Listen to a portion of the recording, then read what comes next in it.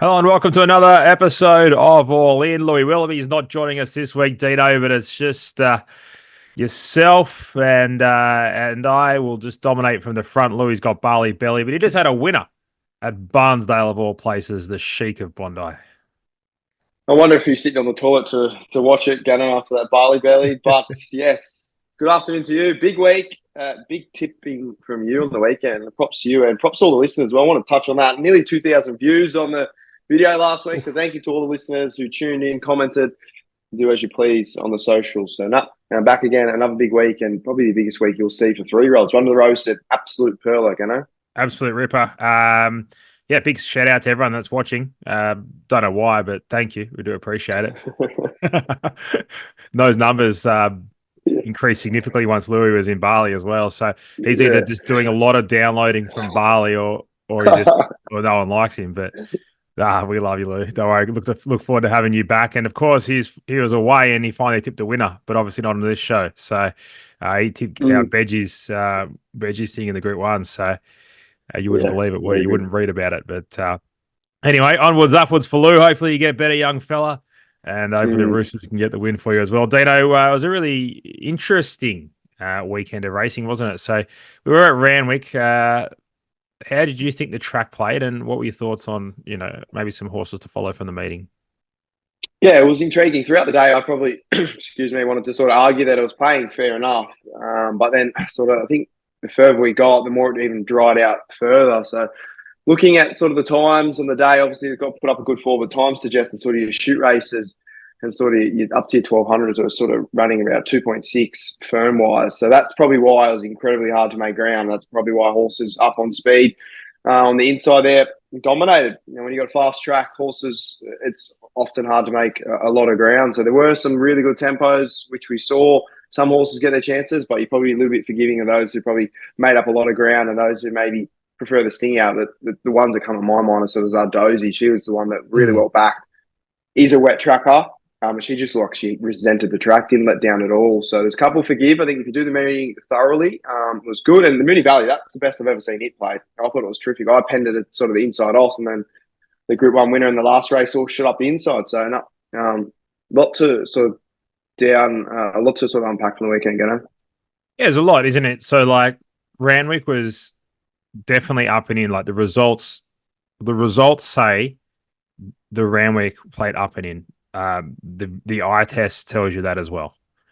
Yep. It's hard to argue. I've marked it as that. What I will say is that in a couple of races where there was good speed on, they were able to come from behind. So let's just quickly touch on that. So Melody again came from nearly 6 lengths off them at a fast tempo. Was another race down there, Manal came from, once again, nearly 6 lengths off them at the 600 meters at another fast tempo. So whilst the meeting did play that way, I need to be very careful that a lot of it was tempo related, compounded by just the hard and fast track. I think that's probably the first thing to take out of it.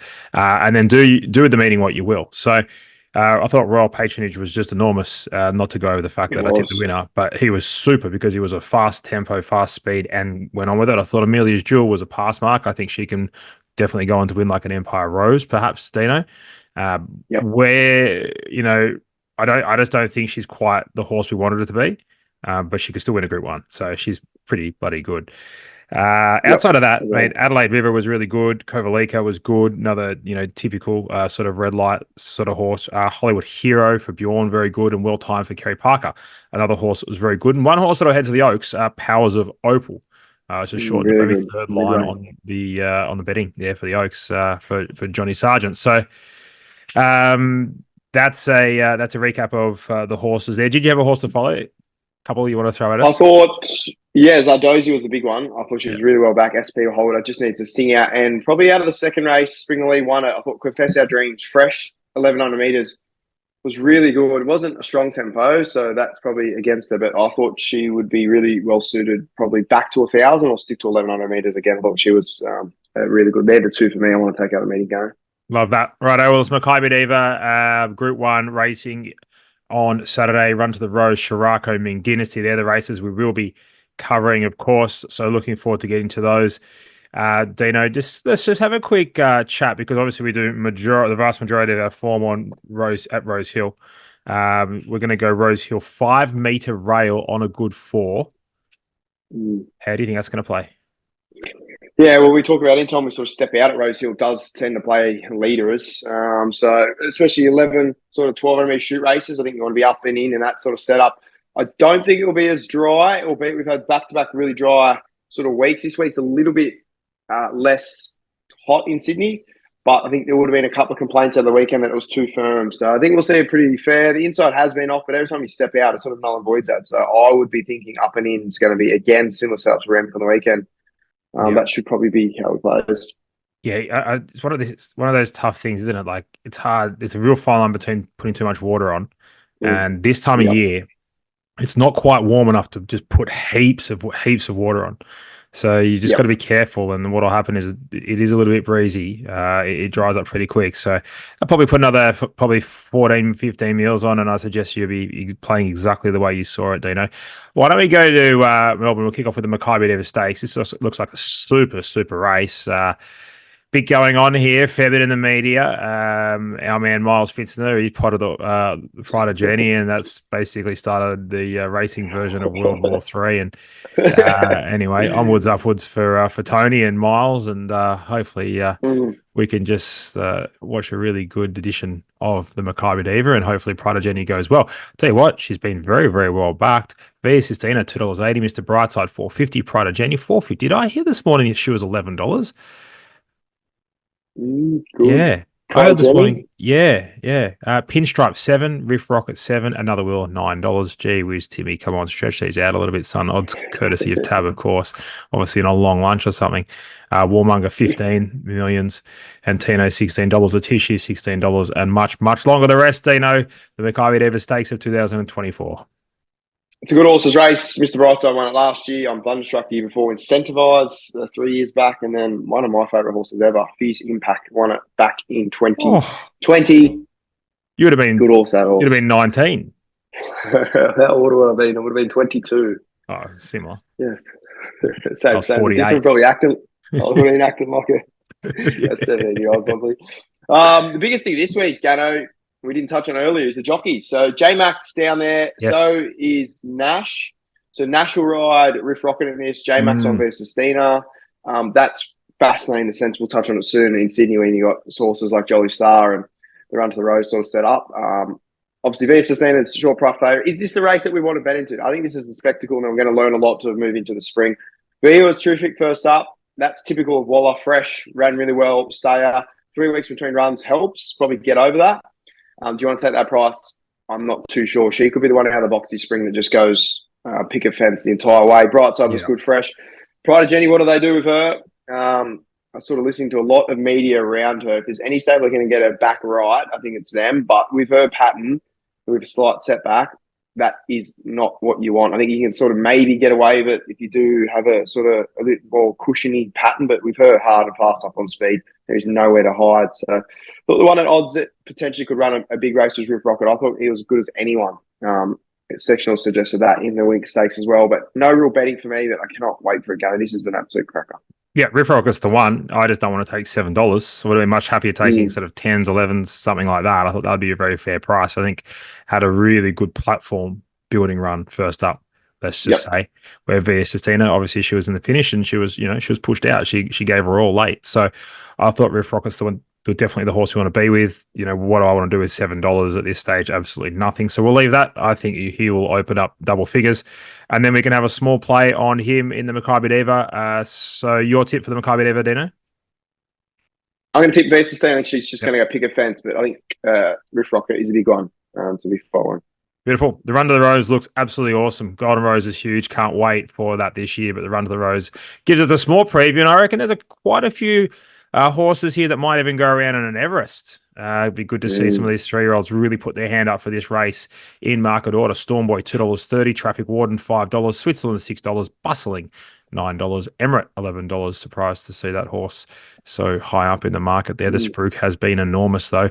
Gatsby's $13, I believe, going to the Heritage, so be very careful there. Linebacker, $13. High Octane, $17. Tropicus It was very good in there behind Stormboy, $17. Daggers, 26. Anode, $51.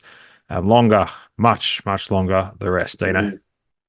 Great race. Godolphin have absolutely dominated this race. They've run their last 6 out of 9 editions of the Run to the Rose. Obviously, 3 of those are James Cummings. Yep, last 3, in fact, in order.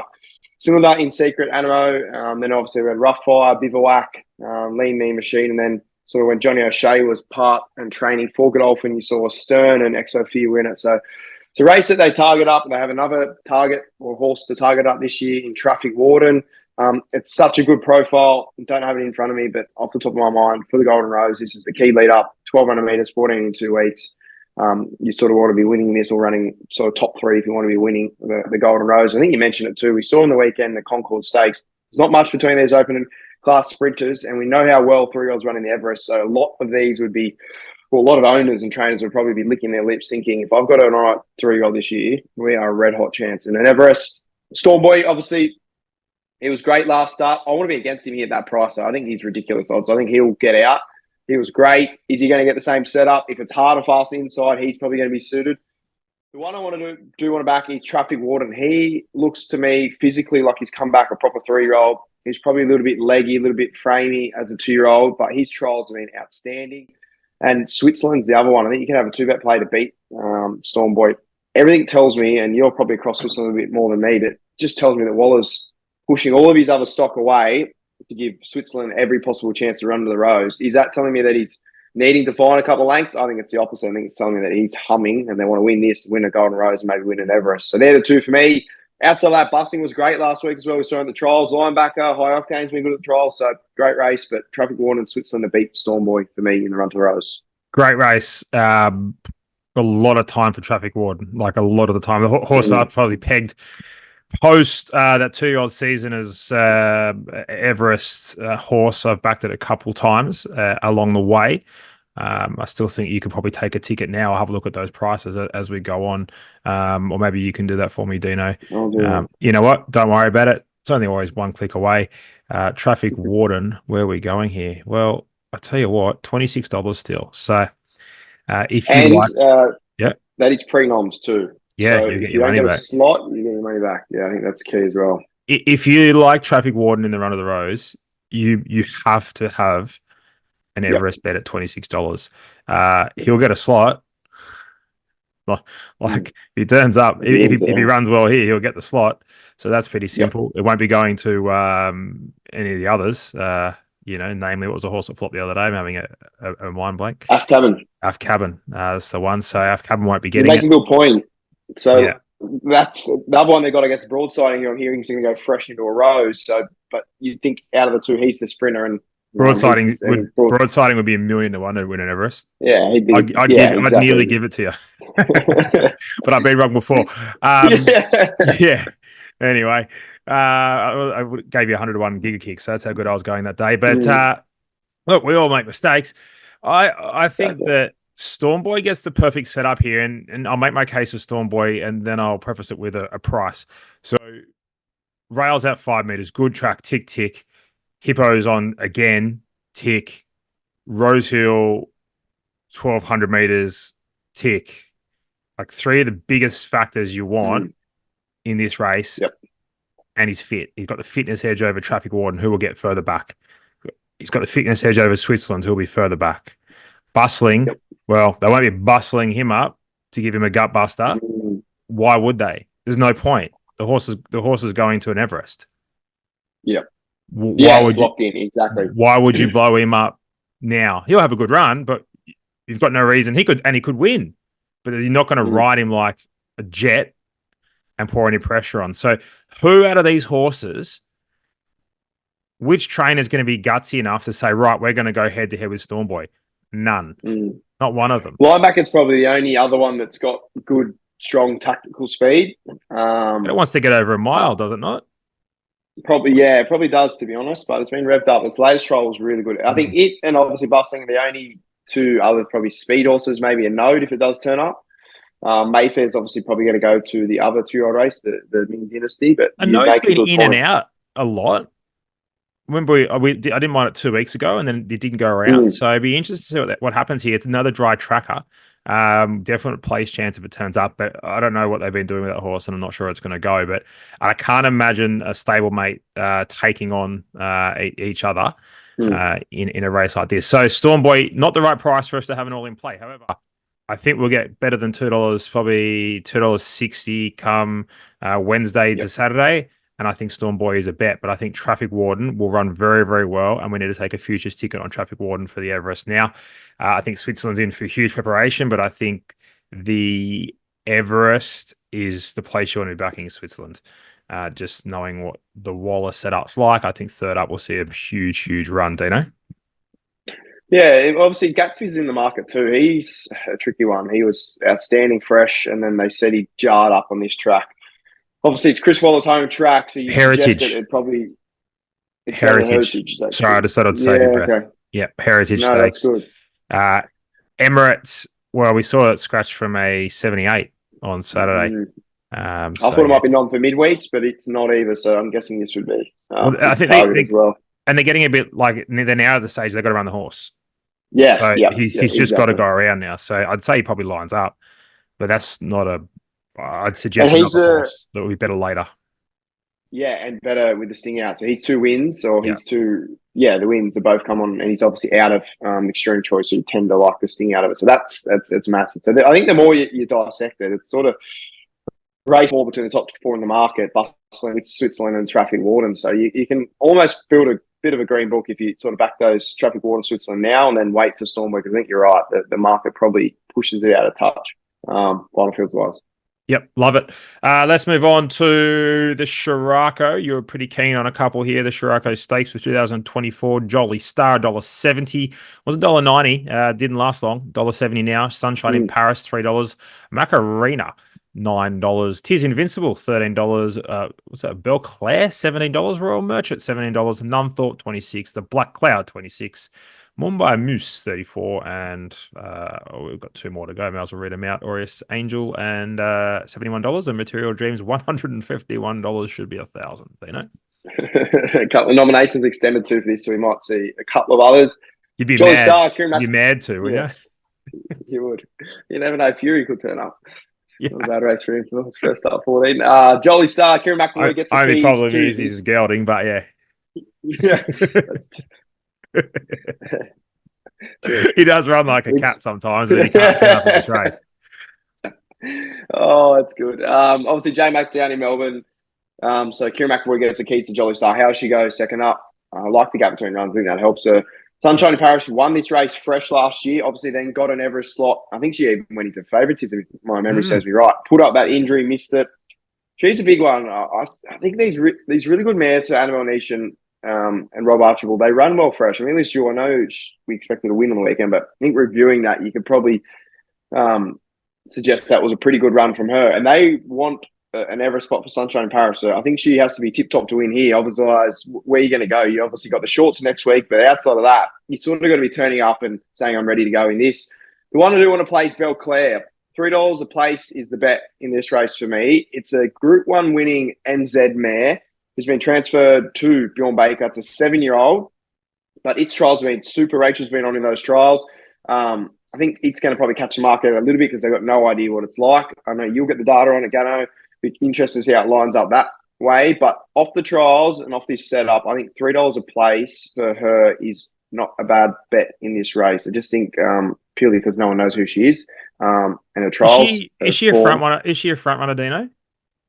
She's Kinlan's top 4, top 5 in the race. So first trial, she sort of got ridden quiet, and then the second trial she was put into. I think she took it out from the front. So I think she's one that does have tactical speed. Got to triple check her replays in NZ. I haven't done enough on them to say that she's a front runner, but off the trials here, I'd suggest that she draws a good gate. She can use that gate. Yeah, it'd be interesting because I'm struggling. I've had a good look at this race, and I'm struggling to see who leads them up. The Black Cloud, probably. Yeah, it took the words out of my mouth. Macarena has technical speed. I've also seen a Black Cloud nom somewhere else. Can't remember where that is, top of my head. Macarena. That was the horse that we expected to be ridden more forward in the autumn. And I think TC was a bit negative early.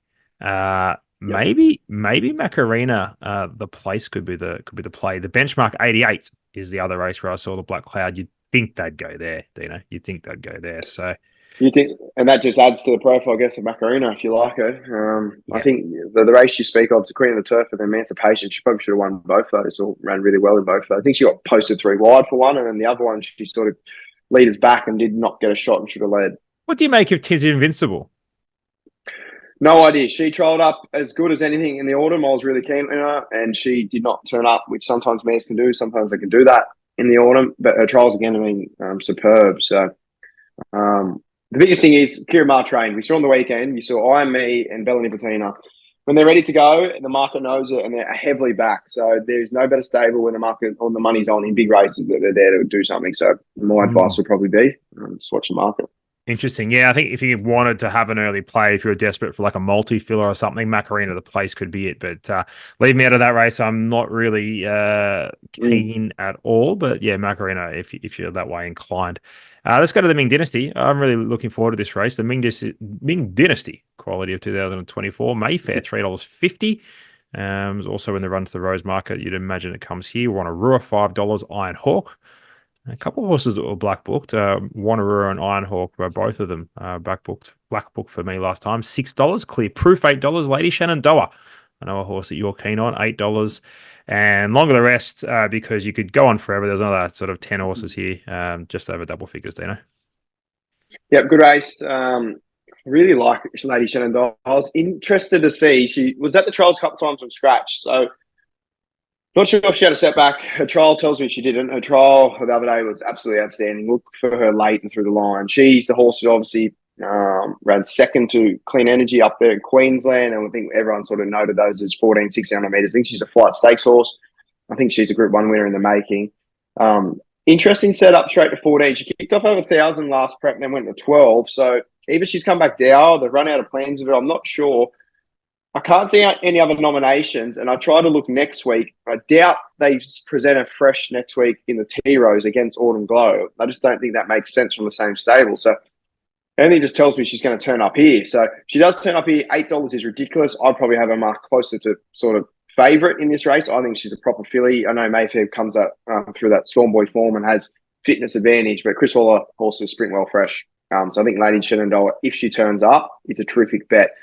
Do we take the price? I think you can have a small bet and take the gamble and then maybe double down if she does make the field, and maybe we have to take 6 or 7 or something less. But I think she's here to win, Gannon. I know you had opinion too.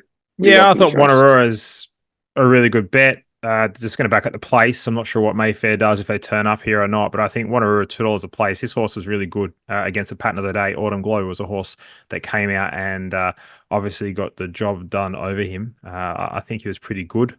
We saw pretty good horse that has won 2 from 3, and if it doesn't bump into a potential like proper star in Autumn Glow, all of a sudden he's now won 3 on the trot, and he's probably $2.50 here. I think that Wanneroo the $2 a place is the bet because you can land on speed. I know it's a 1,400 meter start, but it's on speed, good track, rail 5, out 5 meters. I think we can just play that. So a little bit gutless for me this week. A couple of place bets, which is just quite pathetic to be honest. But I have to good look at myself. Did give you a $26 tip in the Everest for traffic warden though, so it is a bit of something. That is true. Hey, give us your best bet. You go on, mate. I was going to say, you did get the good odds. I know Lady Come On didn't win, but yeah. $7 last week. That is one for the overs. No, that's as good as you can do as a future. Like, honestly, yeah. Anyway, the joy. The joys of the game. That's it. My best all-in play. If Lady Shenandoah, if I knew she was going to turn up, she'd be my best all-in play, but I'm not quite sure. My best all-in play is going to be Run to Rose, Traffic Warden. I think he's a terrific price. 6 out of the last 9 winners to come from the Godolphin barn. That is phenomenal. I love when history lines up with a stable. They do it so well. He is my best all-in play. And one we didn't mention, Theo Mark. I think Punch Lane's going really well. I think he can run a race, but best all-in play, Traffic Warden for me, Yeah, Wanneroo the place, $2. That'll go in our multi. Make sure if you want to be part of the multi, all you got to do is subscribe to the Great Tip Off YouTube channel. Let us know who you think will win the Run to the Rose this week and why. And Lukey Hovnessian, what he'll do is he will choose the best comment or throw in a wheel or do something along those lines anyway. And he'll announce the winner on Friday. We'll get our man Lewis Willoughby to send one across because Luke came up with an absolute stinker. I couldn't believe it. So he's barred for life. And He tipped us darn too hot or something. What was it? Too darn Lizzie. Or was it a horse? Yeah, too darn lazy. Oh, whatever it was. I saw it and Lucy did I thought, what have you done? What have you done to us? So anyway, you're back, Louis. You're off the bench. You've got plenty of time to do some form, and you finally tipped us a winner and you went on the show. So hopefully you can pull through and jump in with the surely with the all-in multi. Midweek. Well, give us a midweek best bet, Dino. I've got a couple. You wouldn't believe it. I'm ahead of the game this week, but I want you to go first. I mean, no odds out yet, which is disappointing. Obviously, that long lunch is very long. Yeah, Timmy's still there. I have two as well for this week. I thought I'd make up for Louis, but you've done the same. So we're going to have a stack of midweek bets, but that's good. If they lob, that is ideal. Tuesday, Musselbrook race Tuesday. 2, number 8. Yes. Oh, righto. Best bet. Pens, pencils, crayons. Musselbrook. Exactly. Race 2, number 8, 55 Chevy will be winning that race. I pray that Just on Fire, the one, stays in the race, drawn wide, but if it stays in the race, it will get towed up, but it's taking up good percentage. We get a better price. And then Ramwick. Who do you pray to when you pray, Dean? Whoever's up there listening to me. The racing gods. The racing gods. They haven't liked me the last 12 months. So maybe they're not listening. Hello. No one's listening to me, to be honest. And actual midweek, Wednesday, Kensington track, my favourite track in the world. Race 1, number 2, Maori Chief. Should have won last start. Good form around it. J-Mac should go to the front. It should prove too hard to beat. So they're the two bets for me, Tuesday, Wednesday. Hit me with yours, Gannon. Beautiful. I'm really keen. No odds out yet, but I'm really keen on backing 1 or 2 runners in race 2. So I'll hit you with them. Johnny the Kid on the quick backup, race 2, number 1. And I thought Wexford Miss, number 6 in that race. Let's see what the odds come up. And I'll be keen to either save on one or back them both. Do as you please. They're the 2 there. And just scrolling down the page a little bit, once again, remembering odds aren't up. Race 5, number 6, Makina for J-Mac, I thought would be hard to beat. But who knows? You might get the J-Mac tax. They might open that horse $1.75. They might open it $4.50. We'll find out. Dino, that's it. It's been another edition of All In. Please do subscribe. Let us know your thoughts. Anything you want us to cover moving forward. We might even do a special show. If you want us to cover any futures meetings, whether it be Everest or races, Everest, Melbourne Cup, perhaps, Caulfield Cup, Cox Plate. Let us know in the comments and we'll get to you. If you want Dino's work, deanwatling.com. And if you want mine, thegreattipoff.com, search me Gannon, Dino. That's it. Let us know this week. What do you want in the comments this week, Anna? Who's the best 3-year-old to win in Everest? Who's the top of the line you think it's maybe? Obviously, we do see growing empire as well go under Poseidon, so it's probably a good topic this week. We didn't touch on that, but that horse was seriously impressive. Yeah, and the figures are good, but are they as good as Sydney figures? We'll find out. I think we'll find out. On Saturday. So let us know. Your top line 3-year-old to take out an Everest this year, because I think it's the red hot year for it to happen. Love it. There you go. That is All In for this week. Until next week. Bye for now.